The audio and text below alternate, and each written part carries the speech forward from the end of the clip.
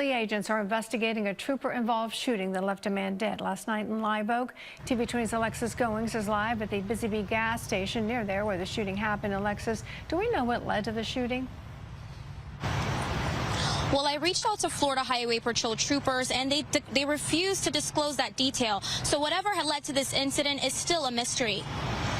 A Florida Highway Patrol trooper shot and killed a man at this Busy Bee gas station on US 129 just before 5:30 last evening.